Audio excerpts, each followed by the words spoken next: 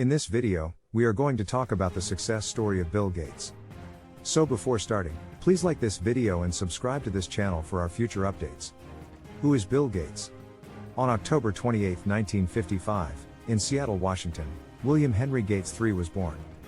Gates grew up with his older sister, Christy Ann, and younger sister, Libby, in an upper-middle-class household. Bill Gates, an entrepreneur and businessman, and his business partner Paul Allen developed and built Microsoft, the world's largest software company. Via technological innovation, astute commercial strategy, and aggressive business practices. In the process, Gates became one of the world's wealthiest men. Gates stated in February 2014 that he was stepping down as chairman of Microsoft to focus on charity work at his foundation, the Bill and Melinda Gates Foundation. Early life of Bill Gates. When their father met his future wife, Mary Maxwell, he was a promising, though rather bashful, law student. She was an athletic, extroverted University of Washington student who was heavily involved in student activities and leadership. The Gates family was tight and affectionate, and all three children were encouraged to be competitive and strive for perfection. Gates demonstrated early signs of competition by organizing family sporting contests at their vacation home on Puget Sound. He also enjoyed playing board games and was particularly good at Monopoly. Gates had a close relationship with his mother, Mary, who, after a brief career as a teacher, devoted her time to raising children, civic affairs, and charitable work. She also served on the boards of various corporations, including the First Interstate Bank of Seattle, the United Way, and International Business Machines. Education. When Gates was a young boy, he devoured volumes like the encyclopedia and spent many hours reading over the information contained within them. Concerns about their son's behavior were first raised by Gates' parents when he was perhaps 11 or 12 years old. His academic performance was strong, but he occasionally showed signs of boredom and withdrawal, and his parents were concerned that he would turn out to be an introvert. When Gates was 13 years old, despite the fact that his parents were staunch supporters of the public school system, they put him in Lakeside School, an elite preparatory school in Seattle. He flourished in almost all of his classes, particularly in the areas of mathematics and physics, but he was also quite successful in the areas of English and drama. During their stay at Lakeside School, employees from a Seattle computer company volunteered to let children use their machines for free. The Mothers Club at the school held a rummage sale, and they utilized the money they made from it to buy a teletype terminal for the pupils to use. Gates was mesmerized by what could be accomplished with a computer, and he spent a significant amount of his leisure time working on the terminal. He developed a tic-tac-toe game for the computer using the BASIC programming language, and it featured user competition versus the software itself. In 1973, Gates received his diploma from Lakeside. When he introduced himself to new people over the course of several years, he would brag about the intellectual accomplishment of scoring 1,590 out of 1,600 on the college SAT test.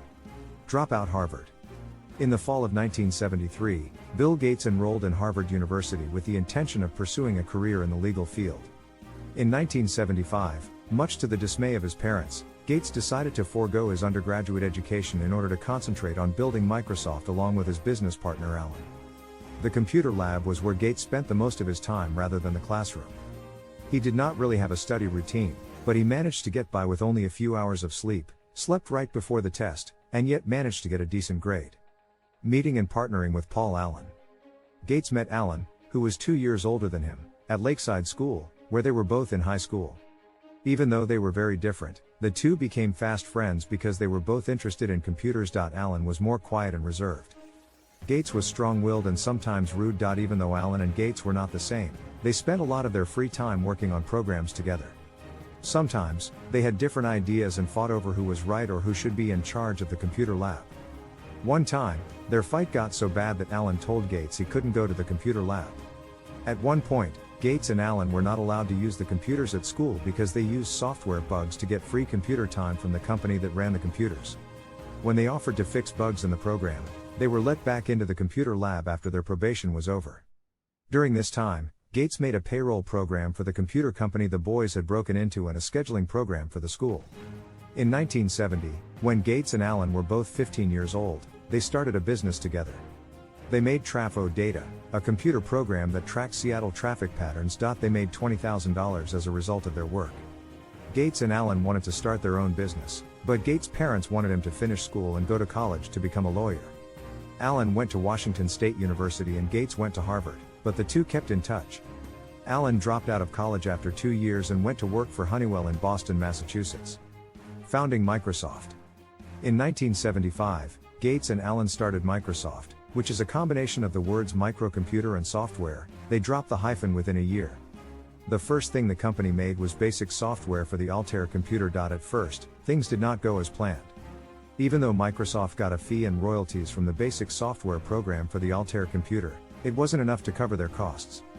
Gates said in a later interview that only about 10% of the people who used BASIC on the Altair computer paid for it. Computer hobbyists liked Microsoft's basic software so much that they got copies before it came out and copied and gave them away for free. At this time, many people who liked computers did not do it to make money. They thought that the ease of copying and sharing made it possible for them to share software with friends and other computer fans. Gates had a different idea. He thought that giving away software for free was stealing, especially when the software was made to be sold. In February 1976, Gates wrote an open letter to computer hobbyists in which he said that if people kept sharing and using software without paying for it, good software would stop being written. In the end, software piracy would make developers less likely to spend time and money making good software. Computer fans didn't like the letter, but Gates stuck to his beliefs and would use the threat of new ideas as a defense when accused of unfair business practices. Gates and MIT's president Ed Roberts had a bad relationship, and they often got into shouting matches. Gates and Roberts had a fight over how to make software and where the business should go. Roberts thought Gates was spoiled and annoying. In 1977, Roberts sold MITS to another computer company and moved back to Georgia to go to medical school and become a doctor. Both Gates and Allen were alone. To keep the software rights they had made for Altair, the two had to sue the new owner of MITS. Microsoft made software for other computer companies in different formats, and at the start of 1979, Gates moved the company to Bellevue, Washington, just east of Seattle. Gates was happy to be back in the Pacific Northwest, where he lived, and he got right to work. All 25 people who worked for the young company were in charge of a wide range of tasks, including product development, business growth, and marketing. Even though the company got off to a rough start, by 1979 it was making about $2.5 million. What do you think of our video? Let me know in the comments section below. If you enjoy this video and want to hear from me again, be sure to hit that subscribe button before you go.